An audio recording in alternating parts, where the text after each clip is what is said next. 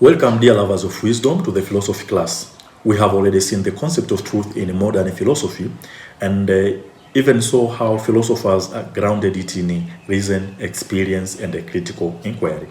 Now we turn our interest to contemporary philosophy, where the question of truth expands into discussions about language, power, existence, and the practical life as well. And in contemporary philosophy, truth is no longer treated as a single unified concept, but rather is examined through different schools of thought that question objectivity, language, power, and human existence. The focus shifts from what is truth in itself to how is truth formed, expressed, and understood in reality. The first school of thought was the existentialism under Jean-Paul Sartre.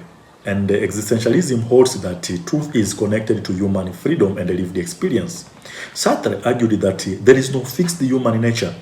Individuals create meaning through their own choices in life.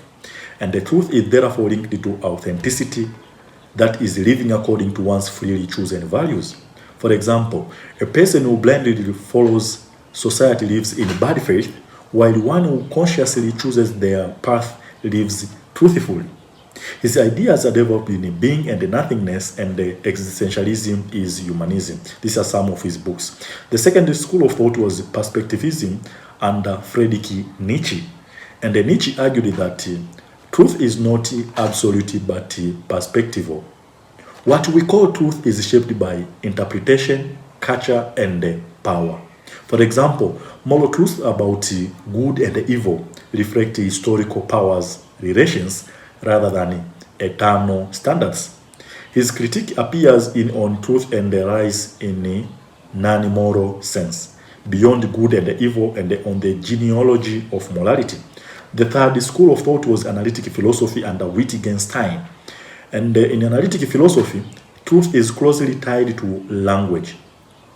Wittgenstein argued that meaning depends on how words are used in specific language games. A statement is true within the shared rules of its linguistic context. For example, the match is on fire is true within ordinary observational language, and his views are presented in Tractatus Logico Philosophicus and later refined in philosophical investigations. The fourth school of thought was pragmatism under William James. And pragmatism defines truth in terms of practical consequences.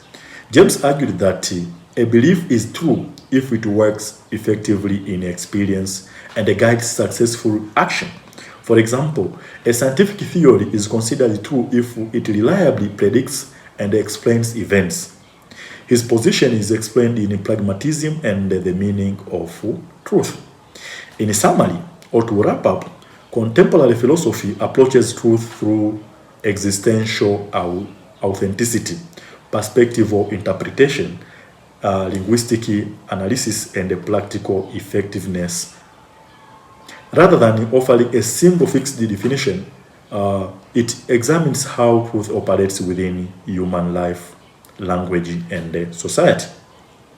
We have now discussed the concept of truth from ancient philosophy through medieval and modern up to now in contemporary philosophy, seeing how each era understood and interpreted truth differently.